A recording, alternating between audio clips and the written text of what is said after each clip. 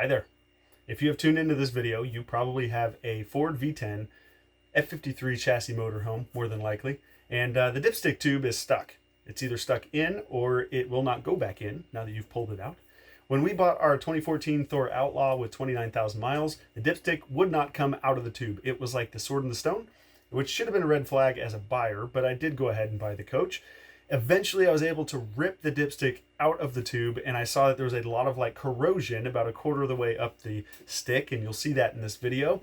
I didn't know what that was about, but it appeared to be rust. So I took the coach to the Ford dealership, asked them to replace that dipstick tube, and they quoted me $700 and something. I was just like mind blown.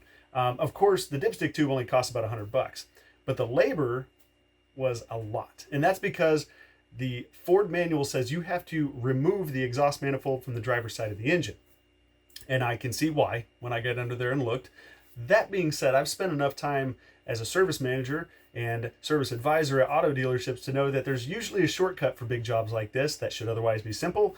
And I was determined to find that shortcut on my own. So I removed and replaced the dipstick tube without removing the exhaust manifold. And I'm going to show you how to do that here. Now, I spent a lot of time screwing up and figuring out the wrong way to do this. So hopefully this video saves you time. It's definitely going to save you money. So check it out. Thank you for watching. Here's how to replace the dipstick tube without removing the exhaust manifold. Okay, so this is Rumble, our 2014 Thor Outlaw. And as you can see here, that's as far as the dipstick would go into the tube. For a while I was able to take it in and out, but I would notice that there was just stuff all over the dipstick. Looked like rust or something, and as you can see on the dipstick, had a lot of that corrosion on there.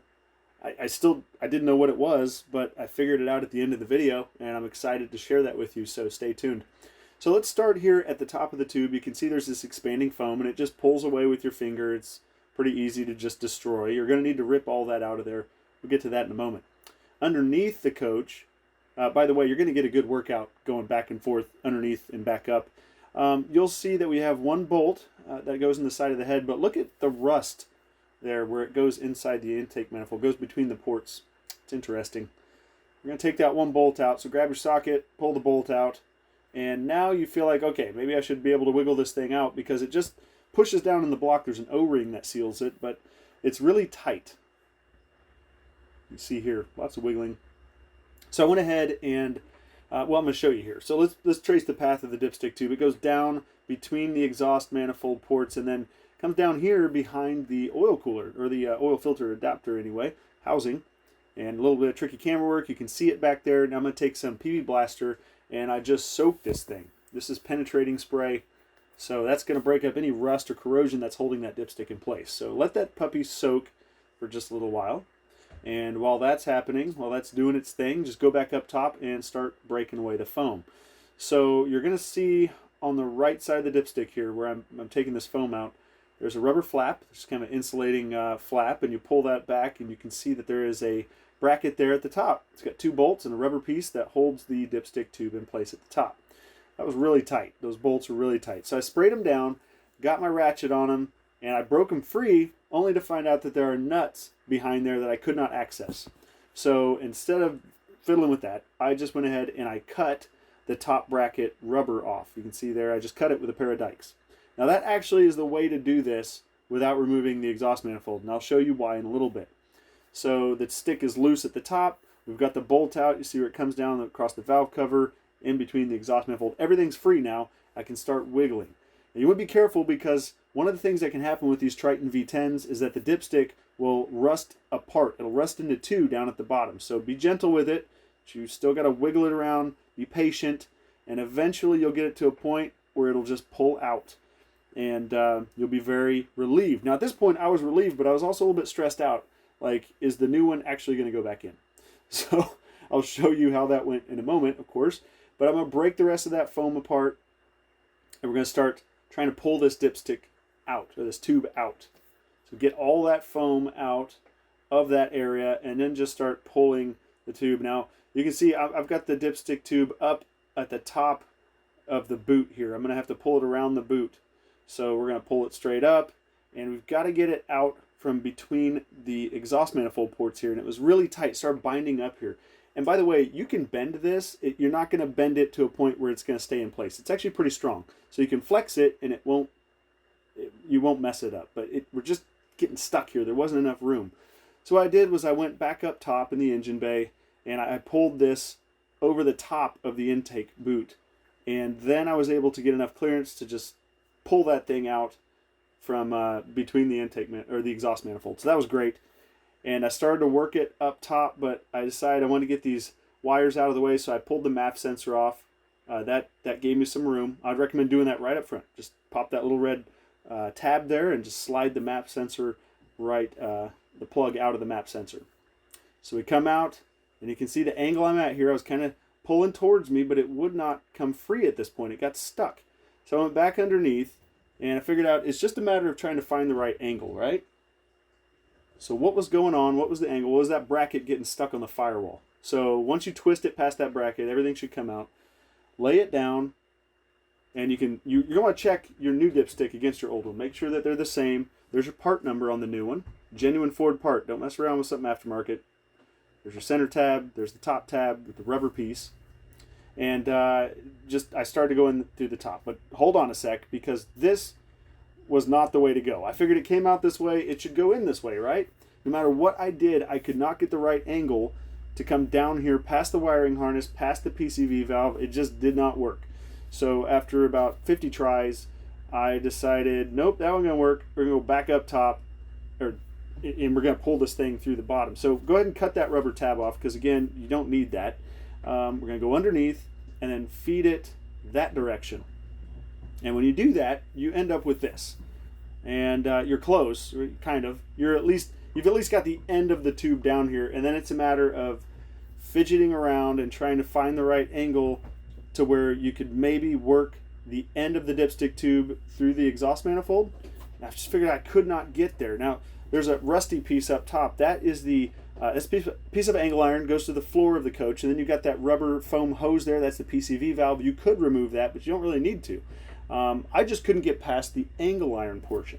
Couldn't figure it out. So I went up top, disconnected the air box. And I'm going to show you why here. So you can see where I had the tube, where I got the tube into place. That's where it needed to be to get into the exhaust manifold area. But here's what I did. I started the tube actually on the left side of the air box. I put it in on the left side and then ran it across to the other side. So start it here, push it down in, and then pulled it across. If you have a second person here that can be down low and help guide, that'll make things a lot easier.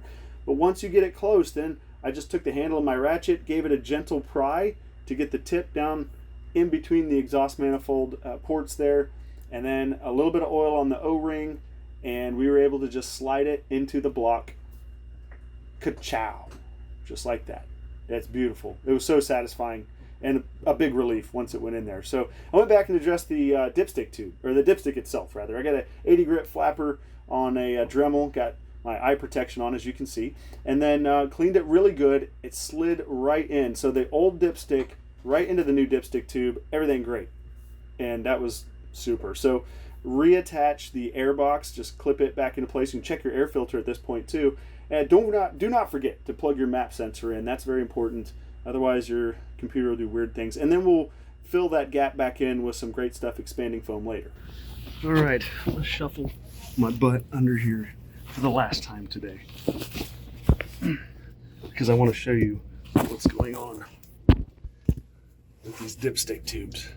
So there's two things that can happen with these Ford dipstick tubes, and one is they can rust in two, and that's what I thought mine was doing, but it actually turned out to be something different. I'm going to show you here what's going on. Now, the dipstick tube comes down from the firewall, obviously, along the valve cover and down the side of the head, goes through the intake or the exhaust manifold here down into the block.